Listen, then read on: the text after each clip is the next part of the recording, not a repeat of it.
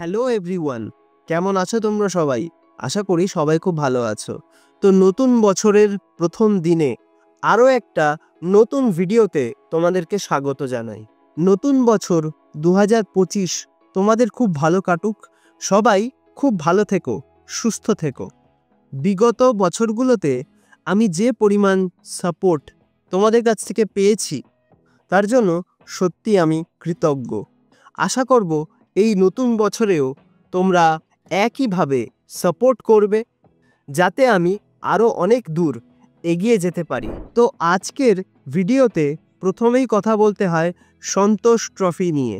Bangla football দল সন্তোষ trophy ফাইনালে কেরালাকে হারিয়ে আবারও কিন্তু চ্যাম্পিয়ন হলো। ম্যাচের একদম শেষ মুহূর্তে এসে এই জয়সূচক গোলটি জয় এনে দিয়েছে বাংলা ফুটবল দলকে।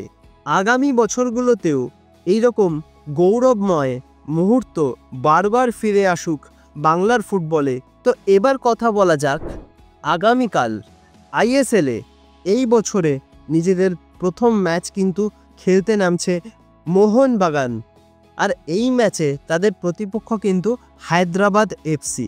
তো এই ম্যাচে প্রথম একাদশ কি হতে পারে সবুজ মেরুন ব্রিগেডের, সেইটা নিয়েই আমি আমার একটা নিজস্ব মতামত তোমাদের সঙ্গে শেয়ার করতে চলেছি।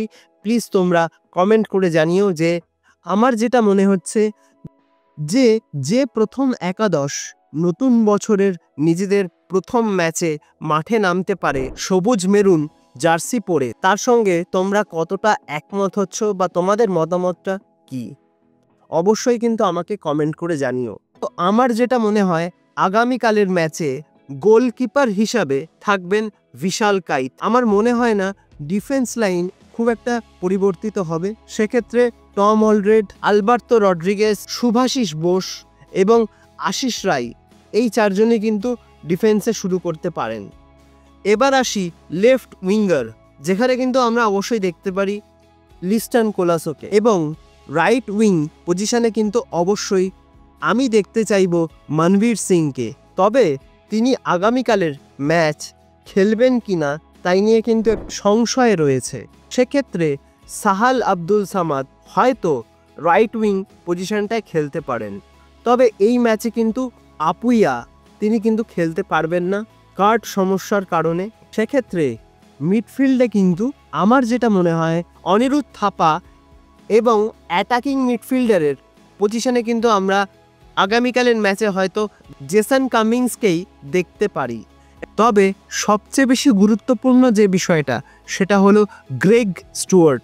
তিনি হয়তো আগামীকালের ম্যাচে নিজের ইনজুরির সমস্যা কাটিয়ে আবারও মাঠে ফিরতে পারেন, এবং সেন্টার ফরওয়ার্ড পজিশনে কিন্তু জেমি ম্যাকলারেন তিনি কিন্তু স্টার্ট করতে পারেন। এবার যদি মনবীর সিং কালকের ম্যাচটা খেলেন, সেক্ষেত্রে আমার মনে হয় দীপক টাংরির জায়গায় সাহাল আব্দুল সামাদ কিন্তু স্টার্ট করতে পারেন। তো আমার মতে এটাই কিন্তু হতে পারে আগামীকালকের ম্যাচের প্রথম একাদশ। এটা কিন্তু সম্পূর্ণ আমার মতামত, যেটা আমি তোমাদের সঙ্গে একটু শেয়ার করলাম। এবার তোমরা বলো যে তোমাদের কি মনে হয় যে আগামীকালকের ম্যাচে প্রথম একাদশ কি হতে পারে মোহন বাগানের জন্য।